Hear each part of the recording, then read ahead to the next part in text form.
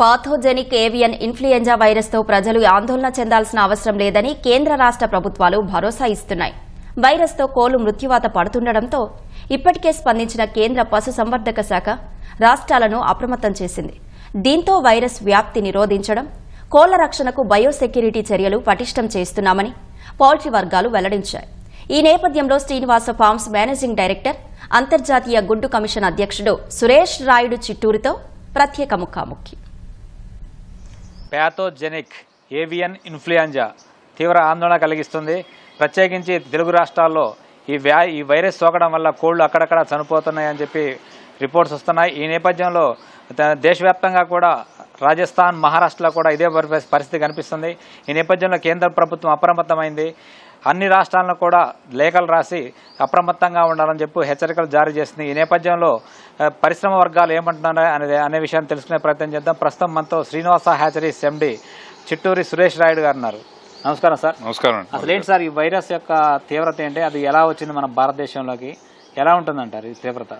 ఇది ఒకటండి, ఇది మన దేశంలో ఈ వర్షన్ N5N1 ఏది ఉందో దీన్ని హైపాథోజిక్ ఏవియన్ ఇన్ఫ్లుయెన్జా అంటారు. ఇది 2006 నుంచి ఉందండి. 2006 నుంచి ఉంది మన దేశంలో. ఇదేం కొత్తగా వచ్చింది కాదు. కానీ ఇదేమవుతుందంటే కొంచెం చలికాలంలో చైనా నుంచి వచ్చే పక్షులు, కొంగలు కానీ ఇవన్నీ ఆ వైరస్ని తీసుకొస్తాయి. ఇక్కడ ఏంటంటే మన దగ్గర ఉన్న అది మళ్ళీ అడవి పక్షులు కానీ లేకపోతే చిన్న చిన్న ఇళ్లలో ఉన్న కోళ్ళకి వాళ్ళకి వ్యాక్సిన్లు అవన్నీ సరిగ్గా చేయరు కానీ వాళ్ళ ద్వారా స్ప్రెడ్ అవుతుందండి.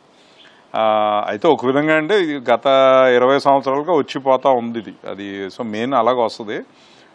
ఒకటేంటంటే ఇది ఇప్పుడు మన దగ్గర కూడా ఈసారి ఏమైందంటే ఇప్పుడు అయిపోద్దండి. ఇప్పుడు టెంపరేచర్స్ 30-32 దాటిందంటే పోద్దండి. ఇంకా ఆ చలికాలంలో కొంచెం ఎండ్ ఆఫ్ ద చలికాలంలో వెళ్తా ఎఫెక్ట్ చేసుకుంటూ వెళ్తాయి.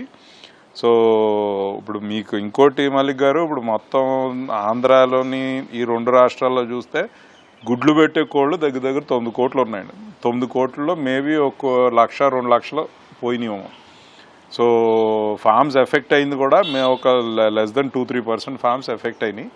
అదే బ్రాయిలర్ కోళ్ళు చూసారంటే ఈ 2 రాష్ట్రాలు నేను కూడా దగ్గర సంవత్సరానికి నెలకే అండి మీకు ఈజీగా ఒక 10 కోట్లు 15 కోట్లు బర్డ్స్ ప్లేస్ చేస్తారు.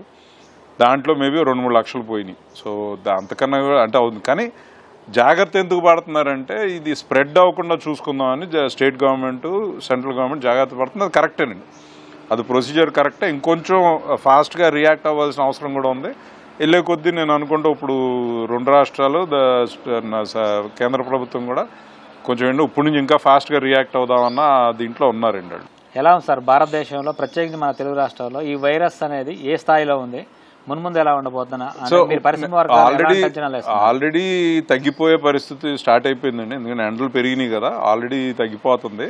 కొంచెం ఏంటంటే ఇదే అజాగ్రత్త వల్ల కోళ్ళు అటు ఇటు కదుపుతాం వల్ల తక్కువలో దొరుకుతున్నాయని ఫార్మర్లు వస్తే వాళ్ళు అమ్మేస్తాం, కొనుక్కునే వాళ్ళం తక్కువలో వస్తుందని కొనుక్కుంటాం. అది ఇటువంటి మూవ్ చేస్తాంలో సో కొంచెం స్ప్రెడ్ అయ్యింది. ఇప్పుడు ఆపేశారు కాబట్టి ఇంకా ఆగిపోద్దండి. అంటే సాధారణంగా ఈ యొక్క వైరస్ సోకితే ఎలాంటి లక్షణాలు కనిపిస్తాయి బర్డ్స్లో, అలాగే మరి ప్రివెన్షన్ కోసం ఎలాంటి జాగ్రత్తలు తీసుకోవాలి? అంటే పశుసంవర్ధక శాఖ పరంగా కానీ ఇండస్ట్రీ పరంగా ఏం జాగ్రత్తలు తీసుకుంటారు? ఒకటే అండి, మెయిన్ ఏంటంటే బయోసెక్యూరిటీ అంటామండి. అంటే ఏంటంటే మీరు మనుషులు, మెటీరియల్ ఎట్లా మూవ్ అవుతాయి అన్నది. ఇప్పుడు కోవిడ్ అప్పుడు మనం కూడా అదే జాగ్రత్తగా చేతులు కడుక్కోమన్నారు జాగ్రత్తగాని అట్లాగనమాట. అదేమవుతుందంటే కొంతమంది చిన్న ఫార్మర్స్, పాత ఫార్మర్స్ వాళ్ళందరూ కొంచెం ఇలాంటివి ఏంటంటే ఇలా కొట్టినప్పుడు ప్రాబ్లం వచ్చినప్పుడు కొంచెం ఇదవుతామే కానీ ముందు నుంచి జాగ్రత్తలు అన్నది కొంచెం ఇదయిందండి. లాస్ట్ కొన్ని సంవత్సరాల ప్రాబ్లం తగ్గిందని చెప్పి కొంచెం అజాగ్రత్త ఎక్కువైందండి, దానివల్ల వచ్చింది ఇది. ఇప్పుడు అందుకే మేమే మా స్టాఫ్ అంతా వెళ్ళి అందరి దగ్గర అది ఏ జాగ్రత్తలు పడాలి, ఎలాగుండాలి ఏంటన్నది ఇది అయ్యింది. ఇంకోటి ఏంటంటే ఈ చిన్న ఇళ్లలో పెట్టుకునే వాళ్ళందరూ వ్యాక్సిన్లు చేయరండి. ఇప్పుడు గవర్నమెంట్ని కూడా అదే కొంచెం గట్టిగా ఇది ఇప్పుడు నుంచి ఫ్యూచర్లో వాళ్ళు అన్నీ కూడా వ్యాక్సిన్లు సరిగ్గా అయ్యేటట్టు అంటే గవర్నమెంట్ 2 రాష్ట్రాలు కూడా సీరియస్గా తీసుకున్నప్పుడు నుంచి చేస్తాం, మీరు ఎప్పుడంటే చెప్పండి, మేమే మా ఖర్చుతో వ్యాక్సిన్ చేస్తామని చెప్పి ప్రామిస్ చేశారు. సో తొందరలో అది కూడా నెక్స్ట్ టైం నుంచి అది కంట్రోల్ అవుతుందండి. తెలుగు రాష్ట్రాల్లో ప్రత్యేకించి ఆంధ్రప్రదేశ్లో కొన్ని ప్రాంతాల్లో బర్డ్స్ చనిపోతున్నాయని చెప్పి రిపోర్ట్స్ వస్తున్నాయి. ఈ నేపథ్యంలో అదే చెప్తున్నాను మరి ఇరు రాష్ట్రాలకు సంబంధించి ఏపీ నుంచి మన తెలంగాణలో రాకుండా 24 చెక్ పోస్టులు ఏర్పడేసి రావద్దని చెప్పి ఆంక్షలు కూడా అది కొంచెం కరెక్టేనండి. అది చేయాల్సిందే. ఎందుకంటే అది చెప్తున్నాం కదండి, ఇప్పుడు ఇది దీనివల్ల స్ప్రెడ్ అవుతుంది. ఒక్క 10-15 రోజులు కంట్రోల్ చేశారంటే పోద్దండి. ఇంక అది ఎక్కడిదక్కడ ఆగిపోయి అక్కడికి ఆగిపోద్ది. అది బెటర్. అది కొంచెం ఆ విధంగా నేనేమి గవర్నమెంట్ తప్పడతలేదండి, అది కరెక్టే చేశారు. నేను అనేది ఏంటంటే ఇంకా కొంచెం స్పీడ్ పెరిగి ఇంకా ఫాస్ట్గా చేయాలి. ఇది ఫ్యూచర్లో ఇంకా కొంచెం ఏంటంటే ఒక్క ఫామ్లో వచ్చినప్పుడు అక్కడక్కడ కంట్రోల్ చేస్తారనుకోండి ఇంకా ఎక్కడికి స్ప్రెడ్ అవ్వకుండా ఉంటుంది. అది అంటే ప్రస్తుతం ఈ యొక్క వైరస్ ఏ దశలో ఉంది? ఇప్పటికే కేంద్ర రాష్ట్ర ప్రభుత్వాలు అప్రమత్తమై నివారణ చర్యలు చేపడుతున్నారు. అంటే పెద్ద ఎత్తున అంటే జిల్లా కలెక్టర్లు కూడా తమ క్షేత్రస్థాయిలో ప్రజల్ని అవేర్నెస్ చేయమంటున్నారు. అంటే ఇండస్ట్రీ పరంగా వీరేం చేస్తున్నారు? సో అదే ఆల్రెడీ మేము 2 వారాల నుంచి అన్ని ఏరియాస్లో మేము మీటింగులు పెట్టి ఫార్మర్స్ అందరికి మీటింగులు పెట్టి ఏ జాగ్రత్తలు పడాలి, ఎలా చూసుకోవాలి, ఏం చేయాలన్నది ఆల్రెడీ మొదలెట్టామండి. దానివల్ల అందుకని కంట్రోల్ కూడా అయిపోతాం మొదలైంది. సో మా డైరెక్టర్లు వాళ్ళందరూ తిరుగుతున్నారని తిరిగి అందరికీ చెప్తున్నారు డెఫినెట్గాని. సో నేను అనుకుంటాం ఇంకొక కొన్ని రోజుల్లో అయిపోద్దండి. ఇంక ఇది ప్రాబ్లం వదిలిపోద్ది. అంటే ప్రస్తుతం ఇది ఏమైనా ప్రమాద గంటికలు మోగిస్తుందా? చికెన్ తినడం వల్ల ఏమైనా ఇబ్బందులు అంటే ఆరోగ్యపరమైన సమస్యలు ఎదురయ్యే అవకాశం ఉందా? అంటే ప్రజల్లో ప్రత్యేకించి వినియోగదారుల్లో ఎలాంటి అవగాహన కల్పిస్తున్నారు? అదే అక్కడ మనకి మన ఇండియాలో నేను కొంచెం ఇక్కడే జాగ్రత్తగా ఉండాలండి. ఎందుకంటే ఇప్పుడు అమెరికాలో బర్డ్ ఫ్లూ వచ్చిందని చెప్పి మీరు వింటున్నారు న్యూస్. గుడ్డు $100 అయిపోయిందని చెప్పి. ఇప్పుడు మా మేనమామ న్యూయార్క్లో 12 గుడ్లు $15 కొన్నాడండి. అంటే 100 దాటేసిందండి. వరల్డ్ అంతా బర్డ్ ఫ్లూ వచ్చిందంటే వాళ్ళకి అక్కడ అదే అవుతుందండి, రేట్లు పెరుగుతాయి. మన ఇండియా ఒకటే దేశం అండి రేట్లు పడిపోతాయి. ఎందుకంటే దీనివల్ల ఎంత చెప్తున్నా కూడా ఏదో వచ్చేస్తుందని చెప్పి. మీరు ఫస్ట్ అండి 70 డిగ్రీలు సెల్సియస్ టెంపరేచర్ మీద 6 సెకండ్లో చచ్చిపోద్దండి. అది మీరు ఏ వండేది కూడా మీరు ఉడకబెడతామంటే 100 డిగ్రీలు అవుతుంది కదండి. మీరు డీప్ ఫ్రై అన్నారంటే ఆయిల్ 180 డిగ్రీల్లో ఉంటుందండి. నిమిషం 2 నిమిషాల్లో అయితే కుకింగ్ అవ్వదు కదా. 6 సెకండ్ అండి. ఇది యూనివర్సిటీ ఆఫ్ మిజోరీ రీసెర్చ్ చేసి, చాలా యూనివర్సిటీస్ రీసెర్చ్ చేసి క్లియర్గా ఎస్టాబ్లిష్ చేశారు. 6 సెకండ్లో 70 డిగ్రీలో చచ్చిపోద్దండి. మామూలుగానే ఇప్పుడు 30 దాటిందంటేనే 15 నిమిషాల్లో చచ్చిపోద్దండి బయట. అందుకని తగ్గిపోతే మొదలవుతుందండి. ఇప్పుడు ఇంకా ఎలాగో 30 దాటేస్తుంది కదండి అన్ని చోట్లని. సో చాలా వీక్ వైరస్ అండి ఇది. ఇంకొకటి, ఇవన్నీ కూడా మీకు తినటం వల్ల వచ్చే జబ్బులు కాదండి. ఇది ఏదన్నా ఇప్పుడు రంపలాగా అది ఎక్స్పోజర్ ఉంటే ఫామ్ దగ్గర ఏదో ఉంటే వాళ్ళకి డేంజర్ అని, కానీ ఎప్పుడు కూడా జనాలకి డేంజర్ అని ఎప్పుడు గవర్నమెంట్ కూడా క్లియర్గా చెప్తుంది. తినటంలో ఏం డేంజర్ లేదండి. వాళ్ళు చెప్పాలి కదా ఉడకబెట్టుకుని తినండి అని చెప్పి. ఉడకబెట్టుకోకుండా మనం తినం కదా. సో అసలు తినటంలో ఏమీ డేంజర్ లేదండి. ఇప్పుడు నేను రోజు నిన్న 6 గుడ్లు నేను తింటున్నాను. మా నాన్నగారు 93 సంవత్సరాలు, ఆయన రోజు 3 గుడ్లు తింటున్నాడు. మా అమ్మాయి 13 సంవత్సరాలు రోజు అది 2 గుడ్లు తింటుంది. మేము ఎక్కడ ఆపలేదు, మేము ఆపే ప్రసక్తి కూడా లేదండి. అంటే ఈ భయాందోళన ఉండడమా ఇప్పటికే ఈ యొక్క ప్రభావం అనేది కొనుగోళ్ల మీద పడింది? అంటే వ్యాపారం మీద పడింది. ప్రత్యేకించి చికెన్ తీసుకుంటే $150, ఎగ్ తీసుకుంటే ₹5 అలా పలుకుతుంది చిల్లర మార్కెట్ లో. ఇది ఏమవుతుందంటే మళ్ళీ గారు ఇప్పుడు ఏం చెప్తారు కన్జ్యూమర్స్? అదే అండి, 1, 2 ఒకటి ఫస్ట్ చెప్పేది ఏంటంటే, ఇదేంటంటే మా ఇండస్ట్రీని ఈ కట్టేయాలనే ఉద్దేశం వాళ్ళు కొంతమంది ఉన్నారండి.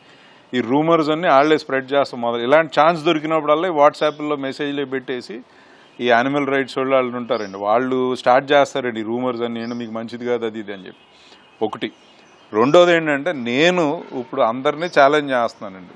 కోడి వల్ల, గుడ్డు వల్ల, తినటం వల్ల మీకు H5N1 ఇన్ఫెక్షన్ వచ్చిందని ఎవరన్నా ప్రూవ్ చేస్తే 10 లక్షలు నేను ఇస్తానండి.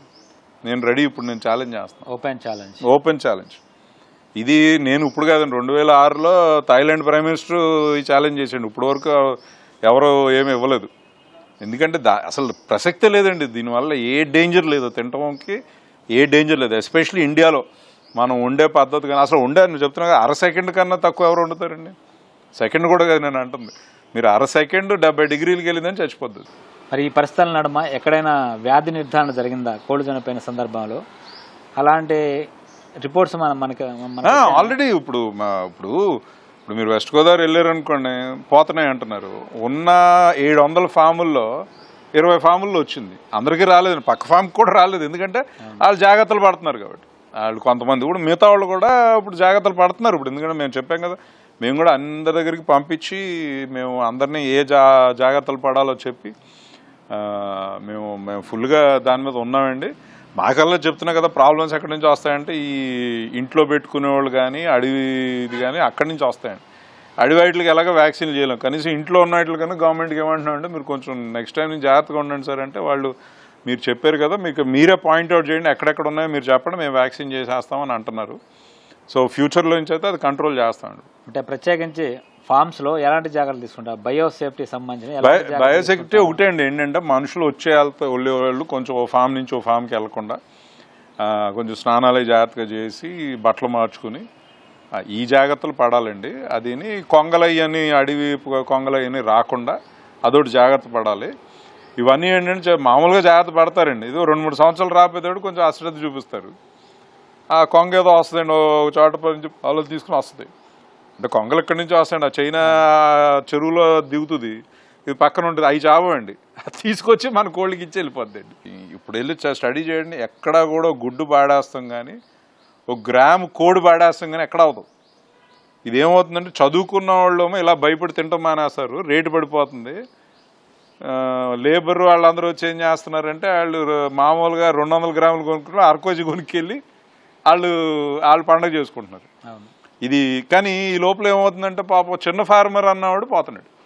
కోవిడ్ వల్ల కూడా మనం అప్పుడు కూడా చేసాం కదండి, ఎంతమంది చిన్నోళ్ళు పోయారు, పెద్దోళ్ళందరూ మేము బాగానే ఉన్నాం, ఎందుకంటే మేము తర్వాత రేట్లు ఎక్కువ అయినాయి, మాకు ఎప్పుడు లేని ప్రాఫిట్లు వచ్చినాయి. సో ఐ థింక్ ఈనాడు నాకు ఎప్పుడు కూడా 2006 నుంచి రామోజీరావు గారి టైం నుంచి కూడా ఎప్పుడు ఇండస్ట్రీకి అంటే ఫార్మర్స్కి అండి బాగా సపోర్ట్ చేసింది. ఈ ఇంటర్వ్యూకి కూడా నేను చాలా కృతజ్ఞుడండి, ఎందుకంటే మీరు ఆ మెసేజెస్ రాంగ్ మెసేజ్ వెళ్లకుండా కొంచెం కంట్రోల్ చేస్తున్నారు. థ్యాంక్ యూ అండి. ఓకే, ధన్యవాదాలు. Thank you. ఇది ఈ వైరస్ చాలా బలహీనంగా ఉంది. ఈ యొక్క చికెన్ అలాగే ఎగ్గు తినడం వల్ల ఎలాంటి అనారోగ్య సమస్యలు సంభవించవని చెప్పి మన చిట్టూరి సురేష్ రాయుడు గారు చెప్తున్నారు. ప్రత్యేకించి తెలుగు రాష్ట్రాల్లో అక్కడ కూడా ఈ వ్యాధి సంబంధించి ఎలాంటి ఆందోళన అవసరం లేదు. నిరభ్యంతరంగా కోడి మాంసం అలాగే గుడ్లు తినవచ్చని చెప్పి చెప్తున్నారు. కెమెరామెన్ సురేష్తో కలిసి మల్లిక్, ఈటీవీ న్యూస్, హైదరాబాద్.